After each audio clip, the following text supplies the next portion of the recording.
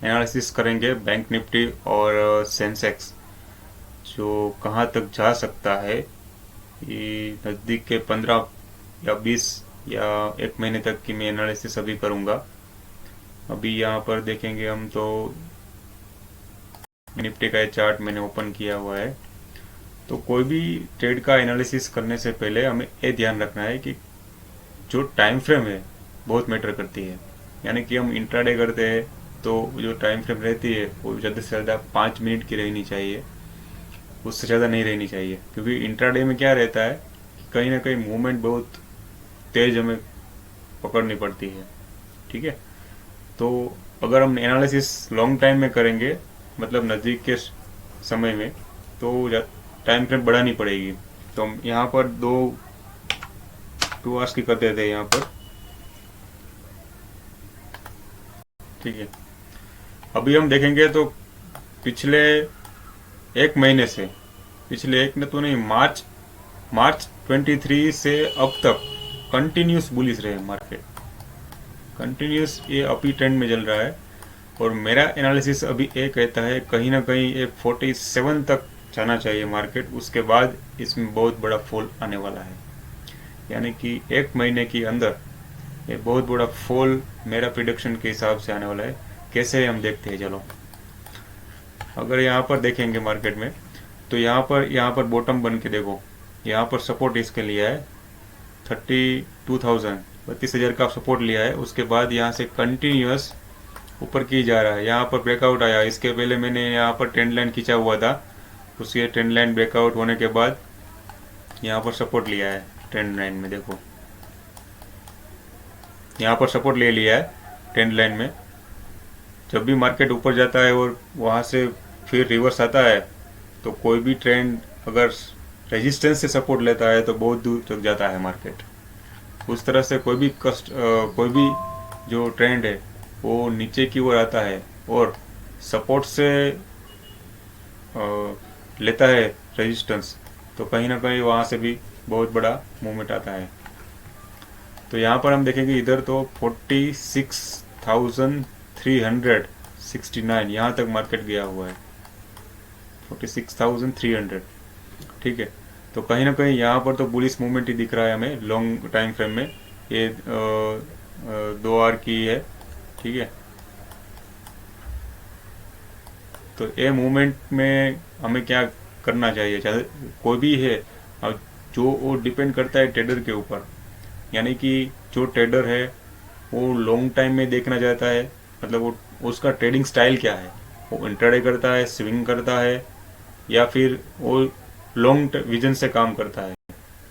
अगर वो intraday intraday player है तो उसको कहीं ना कहीं टाइम फ्रेम छोटी रखनी चाहिए, मैंने पहले बताया इस तरह से। ठीक है, तो यहाँ पर सबको लग रहा था कि मार्केट ये 45,000 तक आया है, मतलब अब तक का टॉप बनाया था। इधर इधर की बात करें तो मैं पर आपको नोट कर देता हूँ इधर। तो ये यहाँ पर से सबको लग रहा था कि मार्केट में बहुत बड़ा फॉल आने वाला है, लेकिन कहीं ना कहीं जो ट्रेंड है ऑल ओवर वो अप ट्रेंड में ही था। तो यहाँ से ये सपोर्ट ये है 200 EMA है, यहाँ पर हम देख सकते हैं ये 200 EMA है। और वीएफ मैंने लगाया है साथ में,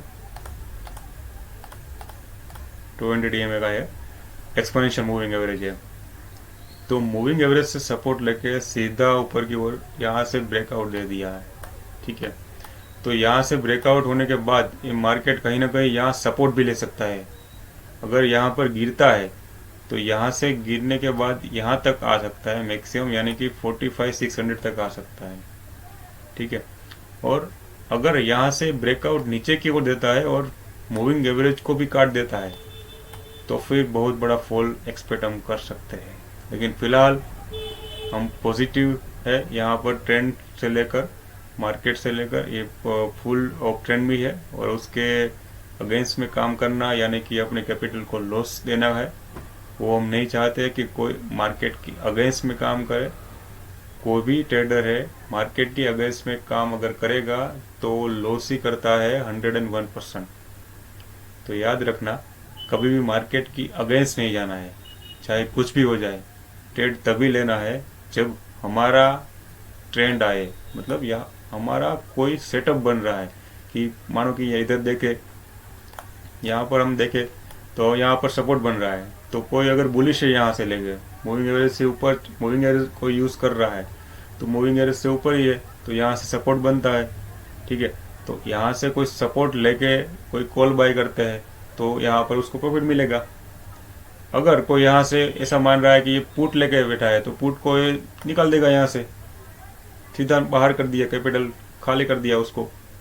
तो कभी भी मार्केट के अगेंस्ट में काम नहीं करना है, कोई भी छोटा हो बड़ा ट्रेडर हो, मार्केट के साथ ही काम करेंगे तभी प्रॉफिट बनेगा। ठीक है, तो ये हो गया बैंक निफ्टी का। अब हम देखेंगे सेंसेक्स। सेंसेक्स देखेंगे अब। ठीक है,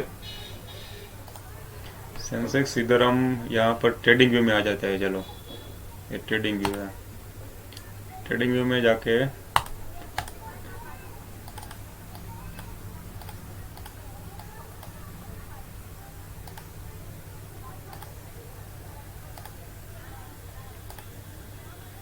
चलो रिफ्रेश कर लेते हैं।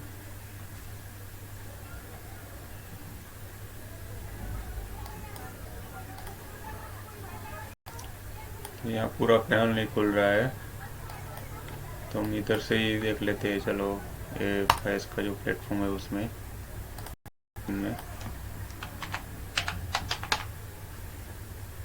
ज़्यादातर लोगों को पता ही नहीं है कि सेंसेक्स का भी एक ऑप्शन चल रहा है। जैसे निफ्टी, बैंक निफ्टी जो हम ट्रेड करते हैं, जो हर थर्सडे को एक्सपायरी रहती है उसकी, उस तरह से सेंसेक्स का फ्राइडे को एक्सपायरी रहता है, जो BSE से लॉन्च किया है। अभी तक बहुत सारे ट्रेडर है, तो सब वहाँ पर फ्लो वॉल्यूम भी बढ़ रहा है। जैसे जैसे मालूम हो जाता है ट्रेडर को कि ये भी चल रहा है ऑप्शंस में, तो कहीं ना कहीं ट्रेडर इन्वॉल्व हो रहे हैं मार्केट में, सेंसेक्स में। और दूसरी बात, सेंसेक्स की हम बात करेंगे तो वो भी कहीं ना कहीं सेम ट्रेंड के साथ ही चल रहा है।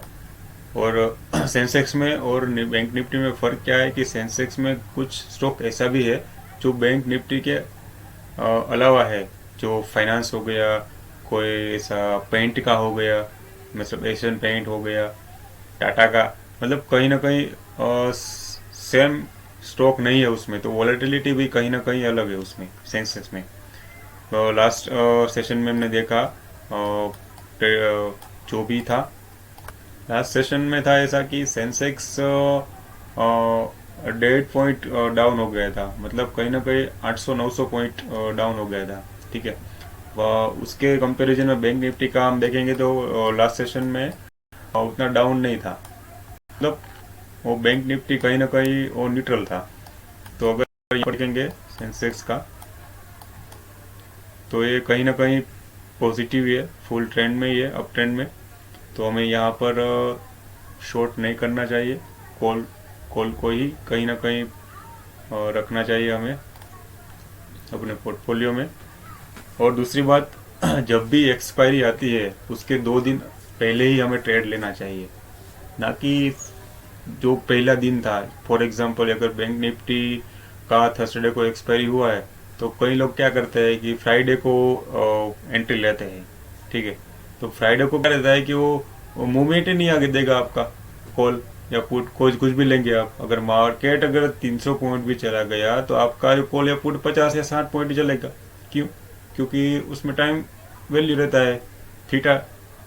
ठीक है, तो टाइम वैल्यू जो ज़्यादा रहती है उस वजह से उसमें मूवमेंट नहीं होती है। तो आपको अगर ऑप्शंस में, खास तौर पे वीकली ऑप्शंस में अगर काम करना चाहते हैं तो आपको नियर बाय एक्सपायरी ही काम करना पड़ेगा, तभी आपको मूवमेंट मिलेगी।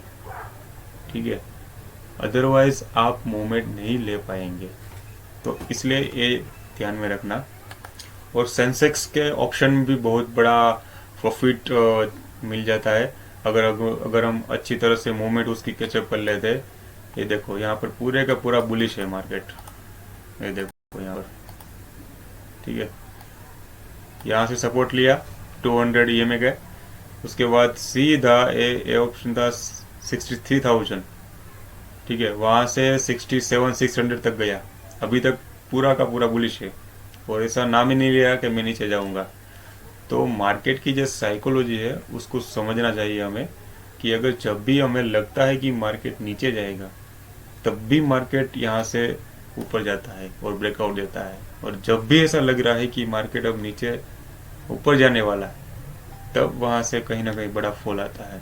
तो कब उसको हम आइडेंटिफाई करेंगे कि मार्केट वो वहाँ से ऊपर जाएगा या यहाँ से नीचे जाएगा, तो उसके लिए हम दोबारा एक इसके लिए अलग से वीडियो बनाएंगे।